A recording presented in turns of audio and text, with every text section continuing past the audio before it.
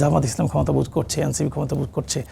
আমি তো মনে করি এখন ক্ষমতা ভোগের যদি তুলনামূলক করেন, সেটা হলো যে আগের যে স্বৈরতান্ত্রিক মানসিকতা ছিল, ফেসিবাদী মানসিকতা ছিল, এক দল যা বলবে, এক ব্যক্তি যা বলবে শতভাগ তাই হবে, এইটা থেকে কিছুটা প্রশাসন বেরিয়ে এসেছে। এখন প্রশাসন জনগণের কথা শোনার সুযোগ পাচ্ছে। সাধারণ ছোট একজন দলের প্রতিনিধি, একটা কমিউনিটির প্রতিনিধি গেলে এক প্রশাসন তার কথা শোনার সুযোগ পাচ্ছে।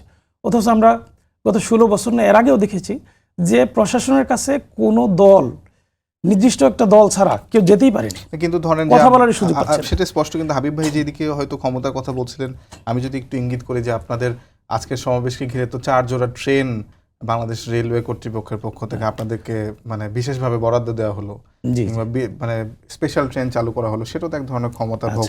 শুরুতে হলো আপনার তথ্যে একটু ভুল আছে, স্পেশাল কোনো ট্রেন চালু করা হয়নি, রেগুলার ট্রেনগুলোই জামাত ইসলামের জন্য বরাদ্দ দেওয়া হয়েছে। আচ্ছা, এক দুই নম্বর যদি হলো বরাদ্দ দেওয়া হয় সেটাই তো স্পেশাল ট্রেন না, আপনাদের জন্য একটা বিশেষ একটা। এটা একটু বলি, এটা স্পেশাল মানে কি, যেটা সচরাচর হয় না, এটা নাম হলো স্পেশাল।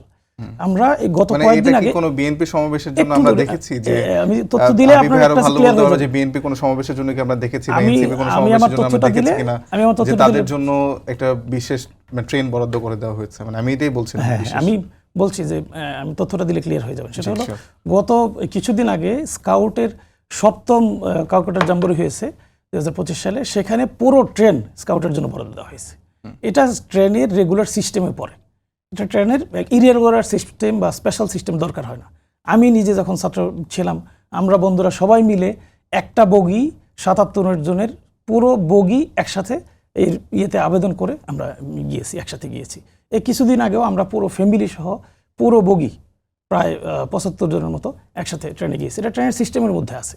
আচ্ছা। এবং নির্ধারিত সিস্টেম অনুসরণ করে বাংলাদেশ জামাত ইসলামী 32 লাখ টাকা নির্ধারিত ফি, যেটা স্বাভাবিক ফির চেয়ে প্রায় 30% বেশি।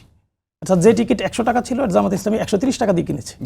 কিনে এই ট্রেন বরাদ্দ পেয়ে সেটা দিয়ে জামাত ইসলামী এখানে এসেছে। ধরুন আপনার এলাকায় বিআরটিসি বাস চলে না, বিআরটিসি সরকারি বাস, বিআরটিসি বাসে আপনি কি দেখেছেন কখনো যে এটা ভাড়া নিয়ে কোথাও শিক্ষা সফরে গেছে? এটা জেনে থাকার কথা, খুবই স্বাভাবিক, একবারে রেগুলার, এটা নাথিং স্পেশাল, নাথিং ইলিগেল, একবারে রেগুলার। এই ট্রেনের বুকিংটা ঠিক সেরকম ছিল, এটা আলাদা কিছু না।